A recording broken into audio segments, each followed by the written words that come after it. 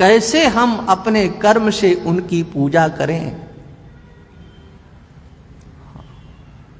तब इस स्थिति को समझने के लिए हमें भगवान को समझना पड़ता है। कर्मयोगी को अपने कर्म से ईश्वर की आराधना करना है तो ईश्वर के ईश्वरता को समझना पड़ेगा। भक्ति योगी को अगर ईश्वर की आराधना उपासना करना है तो ईश्वर की ईश्वरता को समझना पड़ेगा। ज्ञान योगी को अगर ईश्वर की आराधना उपासना करना है तो ईश्वर की ईश्वरता को समझना पड़ेगा। और ध्यान रखना, कर्म योगी का मार्ग अलग हो सकता है, भक्ति योगी का व्यवहार अलग हो सकता है, ज्ञान योगी का व्यवहार अलग हो सकता है, लेकिन ईश्वर की ईश्वरता में कोई परिवर्तन नहीं आता है। चाहे कोई ज्ञान योगी उस ईश्वर को समझे, चाहे कोई कर्म योगी उस ईश्वर को समझे, और चाहे कोई भक्ति मार्गी उस ईश्वर को समझे, वहां पर तो एकता है। उसके स्वरूप में किसी भी प्रकार का कोई विभाजन नहीं होता है। जो स्वरूप एक ज्ञान मार्गी निश्चय करता है, उसी स्वरूप का निश्चय भक्ति योगी को भी करना पड़ता है। उसी स्वरूप का निश्चय एक कर्म योगी को भी करना पड़ता है। जिस दृष्टि की चर्चा यहां पर की गई है, यहां पर दृष्टि की चर्चा है, उसके मूल में वह कर्म योगी है या भक्ति योगी है या ज्ञान योगी है, इसकी चर्चा नहीं है। कर्म योगी भी भागवत, भक्ति योगी भी भागवत, ज्ञान योगी भी भागवत। मार्ग तीन दिखाई पड़ते हैं, लेकिन भागवत भक्त तो एक ही होता है। भक्त की दृष्टि तो एक होती है। ज्ञान मार्गी भी भगवान का भक्त होता है। इसलिए भगवत गीता में आर्तो जिज्ञासुरर्थार्थी ज्ञानी च भरतर्षभा चतुर्विधा भजन्ते माम जनाः सुकृतिनोर्जुना। हे अर्जुन, चार प्रकार से हमारे भक्त चार प्रकार के होते हैं। वो चार प्रकार से भजन करते हैं, आर्त, जिज्ञासु, अर्थार्थी और ज्ञानी। माने ज्ञानी भी भक्त होता है, एक नंबर का भक्त होता है। लेकिन लोगों ने समाज में क्या फैला रखा है, वातावरण क्या पैदा किया गया। अरे बोले ये जो ज्ञान मार्गी होते हैं इनसे जरा दूर रहना, ये तो भगवान को मानते ही नहीं। हाँ, ये तो स्वयं ही अपने को भगवान कहते हैं। स्वयं अपने को भगवान कहते हैं।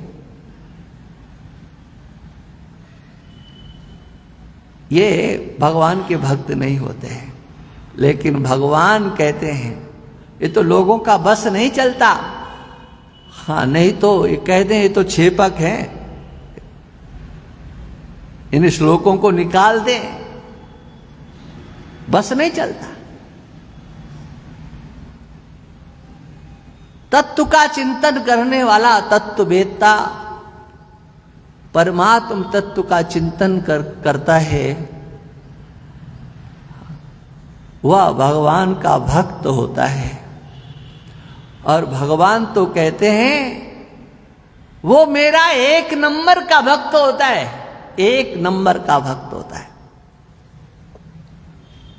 वो उत्तम भक्त होता है जो भगवान के स्वरूप को समझता है। समझने वाला है, उसे यहां तक पहुंचना पड़ता है। देखो, अपने को भगवान कहना तो कुछ लोग कहते हैं ये बहुत गलत है,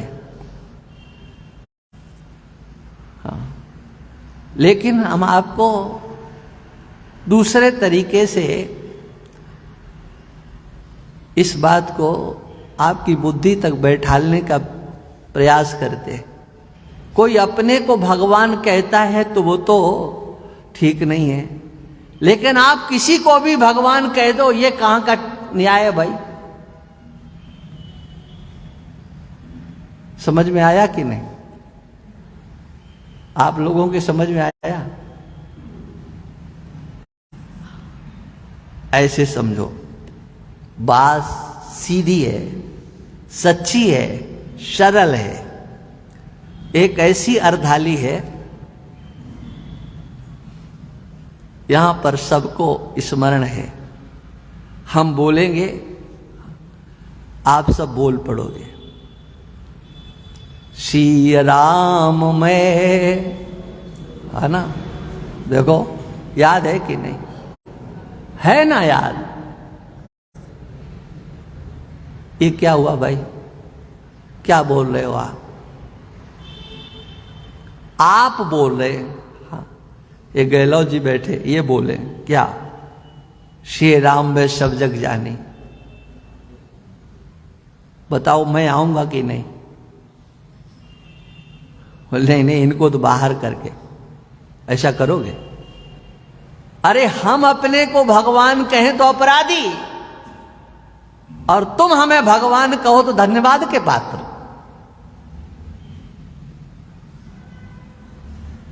जगदीश जी, आया समझ में कि नहीं? मने आप हमें भगवान कहो हैं तो आप भक्त हो, हैं? सोचो, आप अपने को बचा लेते हो। हाँ, हम अपने को भगवान नहीं कहेंगे, लेकिन सबको कहेंगे, तो सब में बताओ हम आएंगे कि नहीं? है? आएंगे ना? आ गया समझ में कि नहीं? अच्छा, इसी अर्धाली को हम बोले तो आप आओगे कि नहीं? मैं कहूं कि ये सारा संसार सीताराम जी का स्वरूप है। यहां जितने भी बैठे हैं सब भगवान के स्वरूप हैं। तो क्या आप कहोगे गलत बोल रहे हो? हाँ, कैसे कह सकते हो? जब आप अपनी दृष्टि से सबको भगवान कहते हो, तो दूसरा भी अगर अपनी दृष्टि से आपको भगवान कह रहा है तो आप उसे नकार कैसे सकते हो? हाँ। इस स्थिति में आप कभी शांति से बैठ करके चिंतन क्यों नहीं करते हो कि हम बोल क्या रहे हैं और हमारा व्यवहार कैसा है? लेकिन मानसकार एक गंभीर दृष्टि यहां देते हैं। उस दृष्टि तक पहुंचे बिना ये आपका केवल वाग विलास होगा। वाणी मात्र से आदत पड़ गई है इस चौपाई को बोलने की। हाँ। मानसकार जो लिखते हैं वो सोच समझ करके लिखते हैं। वो लिखते हैं, श्री राम में सब जग, क्या है आगे? जानी की मानी। एक मान्यता का विषय ईश्वर होता है, मान्यता का विषय भगवान होता है। सीताराम जी एक मान्यता के विषय हैं, लेकिन गोस्वामी जी कहते हैं हमारे सीताराम जी मान्यता के विषय नहीं है, हमारे ज्ञान के विषय हैं। हम ये जान करके बोल रहे हैं जी। हाँ, ये चर और अचर सब कुछ परमात्मा का स्वरूप है, ये भगवान के भक्त की दृष्टि होना चाहिए। सो अनन्य जाके अस मति न टरे हनुमंत, मैं सेवक सचराचर रूप स्वामी भगवंत। इसमें कुछ बचा नहीं। श्री राम में सब जग जानी में, हाँ, आप कुछ इधर उधर हो सकते हो, लेकिन भगवान कहते हैं सचराचर, चर और अचर, ये मेरा स्वरूप है। सोचिए उसमें कौन बचेगा। ये घड़ी है, घड़ी, ये चर में है कि अचर में? हाँ, ये जड़ है कि चेतन है? तुम उसे घड़ी कहते हो और भगवान कहते जो दिखाई पड़ता है वो भगवान है। लोग कहते हैं हाँ कि ये तो पत्थर को भगवान मानते हैं, ये पत्थर को पूजने वाले हैं, हाँ, पेड़ को पूजने वाले हैं। और हम लोग ये कहते हैं कि बुद्धि तो तुम्हारी खराब है, तुमने भगवान को पत्थर बता दिया, पेड़ को पत्थर बता दिया। अरे वो तो परमात्मा ही है। हाँ, सचराचर, चर हो अथवा अचर, वो सब भगवान का स्वरूप ही है। हाँ, तुम्हारा अलकचरा ज्ञान, हम केवल मूर्ति को भगवान मानते हैं। हाँ, पत्थर में भगवान देखते हैं। अरे हम पत्थर में भगवान नहीं देखते हैं, जो तुम्हें पत्थर नजर आता है वो भी हमारे लिए भगवान है। जो तुम्हें वृक्ष नजर आता है वो भी हमारे लिए भगवान है। पांच भौतिक समग्र सृष्टि है, उस समग्र सृष्टि में भगवत्ता ओतप्रोत है। भगवान उसमें अनुस्यूत हैं। ये विषय में किस लिए कह रहा हूं? इसलिए कह रहा हूं, कर्मयोगी को यह दृष्टि प्राप्त करना है, तभी वह कर्मयोगी अपने कर्म से ईश्वर की पूजा कर सकता है, इसके पहले नहीं। नहीं तो बाजार में बैठा हुआ व्यक्ति अपने व्यापारिक कर्म से ईश्वर की पूजा कैसे करेगा? अपनी दुकान पर बैठ करके भी वह ईश्वर की अपने कर्म से पूजा करेगा। कब करेगा? जब उस कर्म योगी के पास ये विज्ञान होगा। यतः प्रवृत्तिर्भूतानां येन सर्वमिदं ततं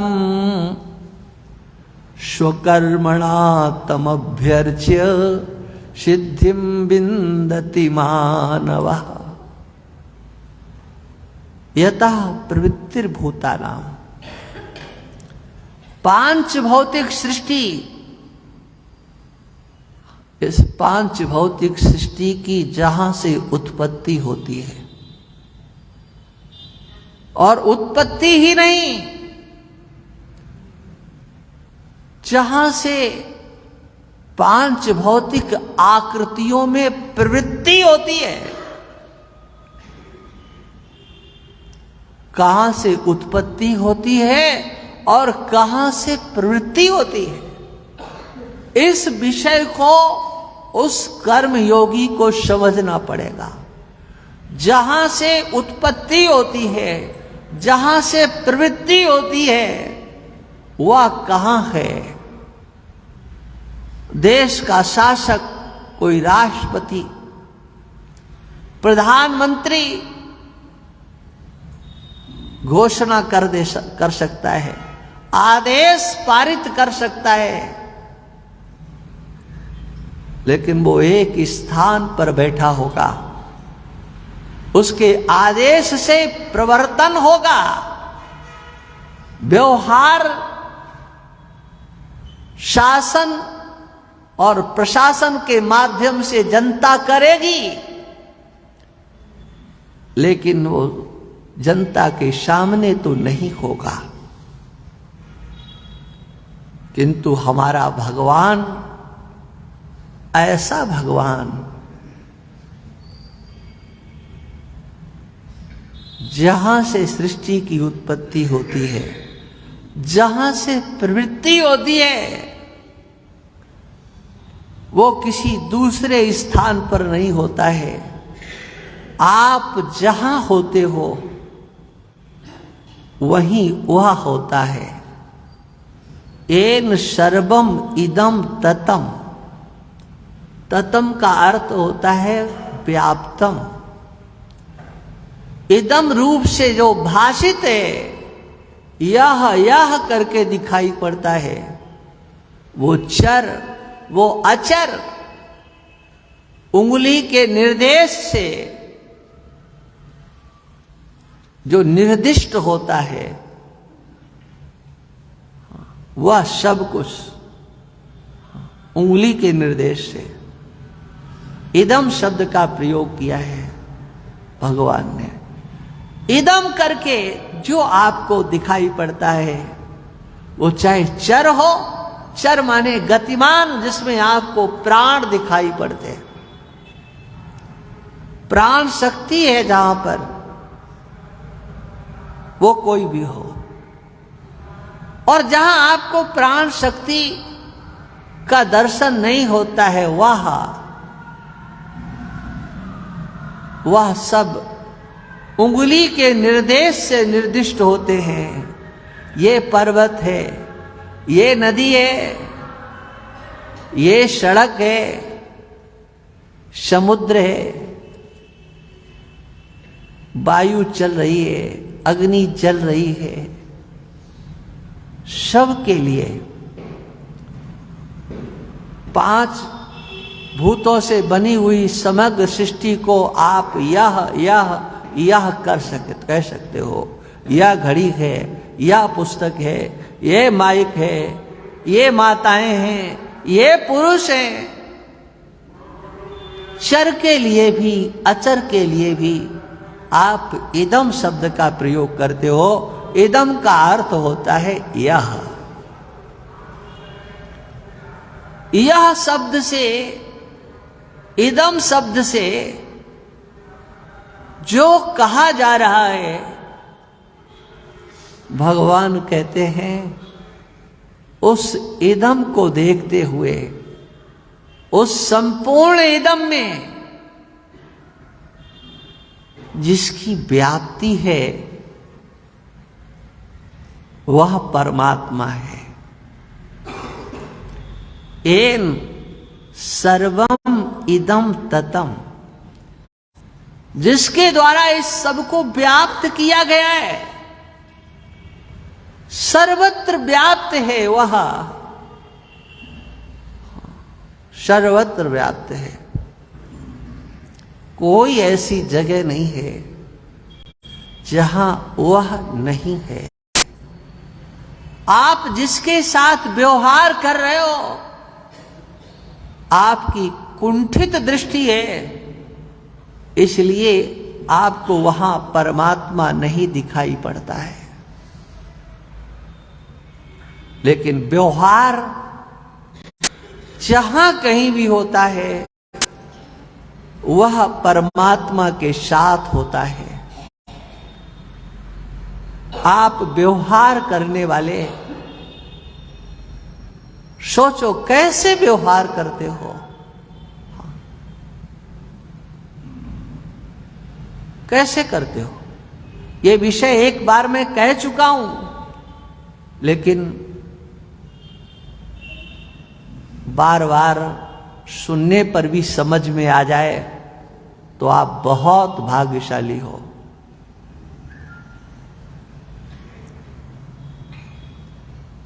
हम आंख से देख रहे हैं, कान से सुन रहे हैं, हाथ से कुछ ग्रहण कर रहे हैं, त्याग कर रहे हैं, पैरों से चल रहे हैं, लेकिन कब? जब इस शरीर में श्वासों का संचालन हो रहा है। यही है ना? अच्छा, श्वासों का संचालन ये किसके हाथ में है? आपके माता पिता, दादा दादी, नाना नानी, आपके बेटों के हाथ में, या स्वयं आपके हाथ में? कौन है जिसके हाथों में इन श्वासों का संचालन है? आप स्वतंत्र हो कर्म करने के लिए, ध्यान रखना, लेकिन बंधे हुए हो। इस सच्चाई को जो भूल जाते हैं, वह सन्मार्ग का त्याग करके कुमार्गी बनते हैं, अनाचारी दुराचारी बन जाते हैं। वो सोचते हैं हमारे पास शक्ति है, हम जो चाहेंगे सो करेंगे। उनकी दृष्टि में परमात्मा नहीं रहता है। लेकिन जो भगवान के स्वरूप को जानता है, वह कर्मयोगी इस यथार्थ सत्य को जानता है। वह भक्ति योगी इस यथार्थ सत्य को जानता है। मेरे द्वारा होने वाला जो व्यवहार है, वह मैं नहीं कर रहा हूं। ध्रुव जी प्रार्थना करते हैं, भगवान के सामने आने पर इस सत्य का प्रतिपादन भागवत में ध्रुव जी के द्वारा किया गया। हम कथाएं उनकी सुनते हैं, लेकिन ध्रुव जी के द्वारा जो दृष्टि दी गई है, हम उस दृष्टि को इस कान से सुनते हैं, इस कान से निकाल देते हैं। इसलिए कि दो कान भगवान ने दिए, एक से सुनो और एक से निकाल दो। योंता प्रविश्य मोहवाच मिमाम प्रसुप्ताम, जो परमात्मा मेरे अंतर में प्रविष्ट होकर के प्राणों को संचालित करता है। ये श्वास का बाहर जाना और श्वास का अंदर आना, ये किसी के हाथ में नहीं है, ध्यान रखना, या उस परमात्मा के हाथ में है। हमारे आपके किसी के हाथ में नहीं है। लेकिन ये सत्य जानना, ये हमारे आपके हाथ में है। हम इस सत्य को स्वीकार कर लें। जो भी हमारे कर्मेंद्रिय और ज्ञानेंद्रियों से, बुद्धि से, मन से जितना भी व्यापार हो रहा है, व्यवहार हो रहा है, उसके मूल में परमात्मा की व्याप्ति है। ये हाथ हिल रहा है, इस हाथ में परमात्मा की व्याप्ति है। वाणी से बोला जा रहा है, कान से सुना जा रहा है, वाक इंद्री में, श्रवणेंद्री में परमात्मा की व्याप्ति है। समग्र शरीर में परमात्मा की व्याप्ति है। सर्वत्र परमात्मा की व्याप्ति है। कौन ऐसी जगह जहां नहीं है? देखो, आप जितने भी हैं सब आस्तिक जगत के हैं। इसलिए एक बात, आप आश्रम से बाहर सत्संग भवन से निकले, कोई स्मशान की ओर जा रहा हो, तो बताओ आपके हाथ जुड़ते हैं कि नहीं? ऐसा आप लोग करते हो कि नहीं? हैं? करते हो ना? खड़े हो जाते हो, क्या देखते हो वहां पर? क्या आपको दिखाई पड़ता है? अब तो उसकी सांसें भी नहीं है। खड़े क्यों होते हो? हाथ क्यों जोड़ते हो? आप अपने अंतरात्मा की इस क्रिया की ओर एक बार दृष्टि डालो। जो सत्य है, हाँ, बता दिया कि अब समय हो गया, बंद करो। जो सत्य है वह कोई ग्रंथों का विषय नहीं है, वह आपके अंतरात्मा का विषय है। यह औपनिषद विज्ञान, यह वेदांत का दर्शन, ये कोई ग्रंथों का विषय नहीं है, केवल ग्रंथों तक सीमित नहीं है, ये कोई गुफाओं का विषय नहीं है। ये जीता जागता जो समाज है, उस समाज के प्रत्येक व्यक्ति का विषय है, उसके हृदय का विषय है। लेकिन दुर्भाग्य ये है कि हम लोग इस विषय का चिंतन नहीं करते। मार्ग कोई भी हो, आपको उस परमात्मा को समझना है, सर्वत्र उसका दर्शन करना है। लेकिन सर्वत्र दर्शन आप तब कर सकते हो, ये भी ध्यान रखना, नहीं तो वो केवल बाग विलास होगा, वो केवल छल होगा। ये लगता है कहीं तो छल हो सकता है, वह बाग विलास हो सकता है, यदि आपने इस सच्चाई को स्वीकार नहीं किया। सर्वत्र परमात्मा का दर्शन करना चाहते हो तो उसके लिए आपको सबसे पहला कार्य करना है। पहला कार्य, यदि आपने इसे स्वीकार कर लिया तो उत्तम भागवत आप बनेंगे। और वह कार्य है कि आप उस परमात्मा को, जिससे समग्र सृष्टि उत्पन्न होती है, जो समग्र सृष्टि का संचालक है, ऐसा वो परमात्मा आपकी आत्मा है, आपके अहम के रूप में है। आपका जो अहम का स्फुरण है, अहम अहम ऐसा स्फुरण, जिसको कि आत्मा कहा जाता है, जो आपका स्वरूप है, उस आप अपने आत्मा को भगवान के रूप में सबसे पहले स्वीकार करो। यह दृष्टि यहां दी गई है। इतनी चर्चा जो मेरे द्वारा की गई है, वो केवल इस बात को बताने के लिए है कि आपका जो अहम है, मैं ऐसा आप जो बोलते हो, उस मैं का नाम है आत्मा। वो है आपका स्वरूप, और जो आत्मा है यही परमात्मा का स्वरूप है। हमने तो गांव में सुना है, बचपन में सुनते, उन्होंने पता नहीं कहाँ सुना होगा, वो वृद्धजन, चाहे पुरुष हो चाहे माताएं, हाँ, आत्मा सो परमात्मा। हाँ, बचपन से मैंने सुना इस वाक्य को,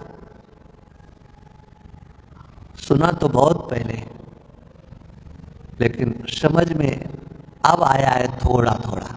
ये मैं नहीं कह सकता कि पूरा आया, समझ में अब आया है। एक बार एक घटना सुना करके मैं वाणी को विराम दूंगा। एक बार केदारनाथ जी गए।